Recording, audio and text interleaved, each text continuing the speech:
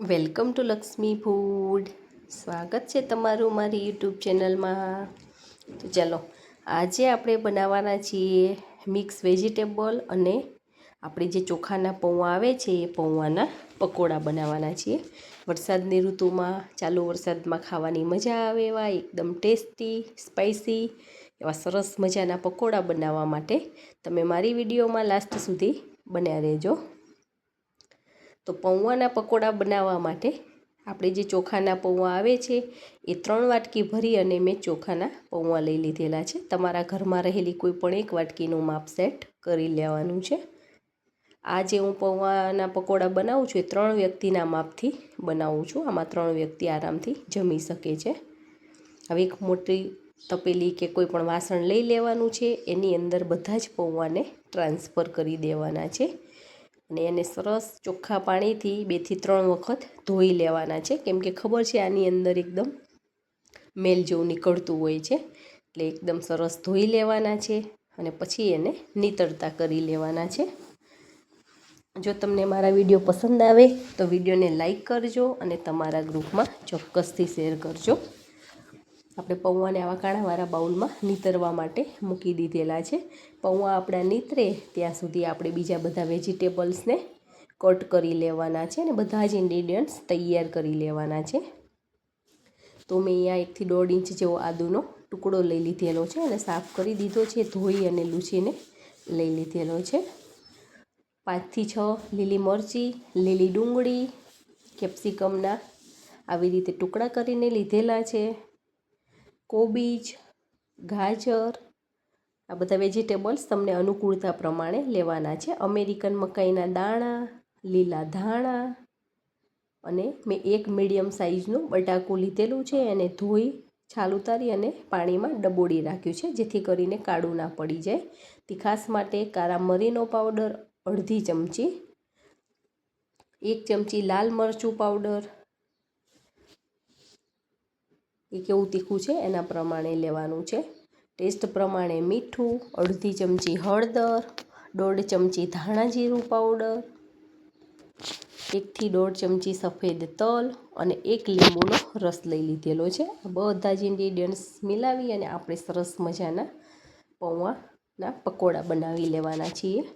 તો એના માટે ગાજર, કેપ્સિકમ, મરચી અને કોબીજ આ 4 વસ્તુને આપણે એકદમ ઝીણી ચોપ કરીને લેવાની છે. બાકી બધા ઇન્ગ્રીડિયન્ટ્સ એમને એમ લેવાના છે. તો મારી પાસે આવું ચોપર છે, એની અંદર હું ચોપ કરી લઉં છું. જો તમે એકદમ બારીક કટિંગ કરી શકતા હોય તો એકદમ ઝીણું કટિંગ કરીને લેશો તો પણ ચાલશે. હવે બધી જ વસ્તુ આપણે ચોપરમાં એડ કરી લીધેલી છે અને એને સરસ ઝીણી ઝીણી ચોપ કરી લઈશું. જો તમે મારી ચેનલમાં નવા હોય અને હજી સુધી ચેનલને સબસ્ક્રાઈબ ના કરી હોય તો ફટાફટ સબસ્ક્રાઈબ કરી દેજો અને બાજુમાં આપેલા બેલ આઇકોનને પ્રેસ કરી દેજો, જેથી કરીને આવનાર તમામ નવી રેસીપીના વિડીયો ફટાફટ તમારી સુધી પહોંચી જાય. વેજીટેબલ્સ આપણું સરસ ઝીણું ઝીણું ચોપ થઈ ગયેલું છે.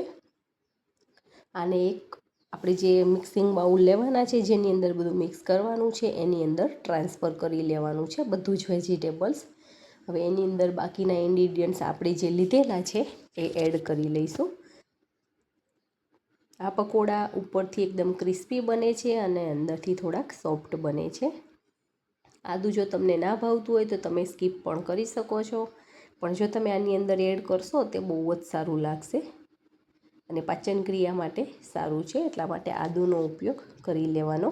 અને જે બટેકું લીધેલું છે મેં એના 2 ટુકડા કરી લીધેલા છે અને એને પણ આવી રીતે ખમણીને લેવાનું છે.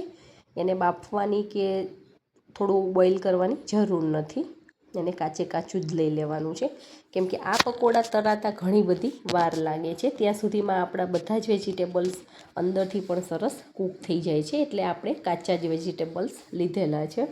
અને આની અંદર હજી પણ તમને બીજા કોઈ વધારે વેજીટેબલ્સ પસંદ હોય તો તમે એડ કરી શકો છો.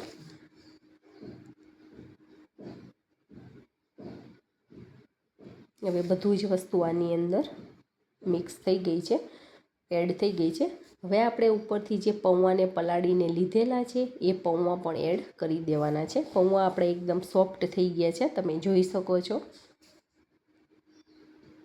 હવે જેટલા જોઈતા હોય એટલા પ્રમાણમાં આપણે પૌવાને એડ કરી લઈશું. જરૂરત લાગશે તો હજી આપણે થોડાક એડ કરીશું. બધા જ પૌવાનો મેં ઉપયોગ કરી દીધેલો છે, પણ અત્યારે થોડાક બાકી રાખેલા છે. આ બધું સરસ મિક્સ થઈ જાય પછી આપણે એમાં એડ કરી લેવાના છે. હવે મસાલા, વેજીટેબલ સાથે આપણા પૌવાને જેમ આપણે લોટ બાંધતા હોય એવી રીતના ધીમે ધીમે હળવા હાથે આવી રીતે મિક્સ કરી લેવાનું છે. તો તમે જોઈ શકો છો એકદમ સરસ મિક્સ થઈ ગયેલું છે. આ પકોડા બનાવવા એકદમ ઇઝી છે અને એકદમ ઓછા સમયમાં બની જાય છે અને એકદમ હેલ્ધી પણ છે, કેમ કે આપણે એની અંદર પૌવાનો ઉપયોગ કરેલો છે ને અંદર ઘણા બધા વેજીટેબલ્સ આવે છે એટલા માટે. હવે આપણે આ બધું વેજીટેબલ્સને પૌવા એકલા હોય તો તેલમાં નાખીએ ત્યારે છૂટા પડી જતા હોય છે, પણ એ છૂટું ના પડી જાય અને આનું બાઇન્ડિંગ સારું આવે એના માટે આપણે 3 ચમચી ચણાનો લોટ એડ કરી દીધેલો છે. ચણાનો જે ઝીણો લોટ આવે એ એડ કરવાનો છે. બેસન આવે છે આપણું એ, અને વધારે લોટ નથી એડ કરવાનો, નહીં તો આપણને વધારે પડતો લોટનો ટેસ્ટ આવશે. 3 વાટકી આપણે પૌવા લીધેલા છે તો 3 ચમચી જ આપણે ચણાનો લોટ એડ કરવો પડશે અને એને પણ સરસ આવી રીતે મિક્સ કરી લેવાનો છે લોટને પણ. આનો એમાં ખાટો, મીઠો, તીખો બહુ જ સરસ ટેસ્ટ આવે છે. તમે જો એક વખત બનાવીને આ પકોડા ખાઈ લીધા તો તમને વારે વારે બનાવીને ખાવાની ઈચ્છા થવાની છે અને બધાને સારા લાગે છે, ભાવે છે. બાળકોને લંચ બોક્સમાં પણ તમે આ પકોડા ભરી આપી શકો છો. હવે આવી રીતે પ્રેસ કરી અને એને થોડીક વાર રહેવા દેવાનું છે, 5 થી 10 મિનિટ માટે, જેથી કરીને એકદમ સરસ કઠણ થઈ જશે. અને ભજીયા આપણે આવી રીતે ગોળ ગોળ એના લાડવા ટાઈપ બનાવી અને ભજીયા તળવાના છે. તો એક સાઈડે મેં તેલને ગરમ કરવા માટે મૂકી દીધેલું હતું. તેલ પણ આપણું સરસ ગરમ થઈ ગયું છે અને તેલ આપણે એકદમ હાઈ ગરમ કરવાનું છે. પછી આપણે જે એના બોલ વાળી લીધેલા છે એ આવી રીતે એક એક મૂકતા જઈશું ત્યાં સુધી આપણી ગેસની ફ્લેમને હાઈ જ રાખવાની છે. અતિશય તેલ ગરમ થઈ જાય અને આપણને એવું લાગે કે હવે ઉકળવા માંડ્યું છે ત્યારે ગેસની ફ્લેમ થોડીક સ્લો કરવાની છે. બાકી તો હાઈ ફ્લેમ ઉપર જ આપણે આ પકોડાને તળવા પડશે, નહીં તો છૂટા પડી જાય છે અને એકદમ સ્લો ગેસ હોય તો આપણું એની અંદર તેલ ભરાઈ જતું હોય છે. એટલા માટે આપણે એમ જેમ મંચુરિયનના બોલ્સ તળીએ છીએ એવી રીતે આને પણ ફૂલ ગેસની ફ્લેમ ઉપર આવી રીતે તળવા પડશે. અને અંદર એડ કર્યા તેલમાં એડ કરીએ આપણે આ બોલ્સ, પછી એને થોડીક વાર એક સાઈડેથી ક્રિસ્પી થઈ જાય પછી જ એની અંદર જારો ફેરવવાનો છે. તરત નથી ફેરવવાનો, નહીં તો તૂટી જશે. તમે જોઈ શકો છો આપણા ભજીયા અંદર સરસ તળાઈ રહેલા છે અને એકદમ ઉપરથી થોડા થોડા ક્રિસ્પી પણ થવા લાગ્યા છે અને એનો કલર પણ આવી રીતે ચેન્જ થઈ ગયો છે. આને થતાં વાર લાગે છે, 10 થી 12 મિનિટ તો થઈ જ જાય છે પકોડાને તળાતા, એટલીસ્ટ 10 મિનિટ તો પાક્કી જ.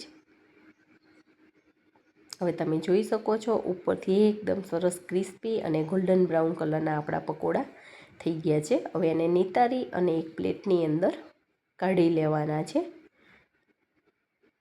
તો બધા જ પકોડા આવી રીતે આપણે રેડી કરી અને રાખ્યા છે. આવી રીતે કુરકુરિયા બનાવવાના છે તો જ ખાવાની મજા આવશે, એકદમ ક્રિસ્પી. હવે આપણે આને ગ્રીન ચટણી, ટોમેટો કેચઅપ, ગાર્લિક ચટણી સાથે પણ આપણે આને સર્વ કરી શકીએ છીએ. અત્યારે મેં ટોમેટો કેચઅપ સાથે આ પકોડાને સર્વ કરી લીધેલા છે. તો જોતાં જ ખાવાનું મન થઈ જાય એવા સરસ મજાના ઘરમાં જ રહેલી વસ્તુથી અને એકદમ ઓછા સમયમાં બનતા એવા આપણે ચોખાના પૌવામાંથી પકોડા તૈયાર કરી લીધેલા છે.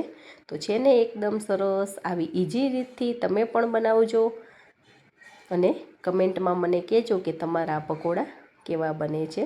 તો તમે પણ બનાવો ને એન્જોય કરો. Thank you.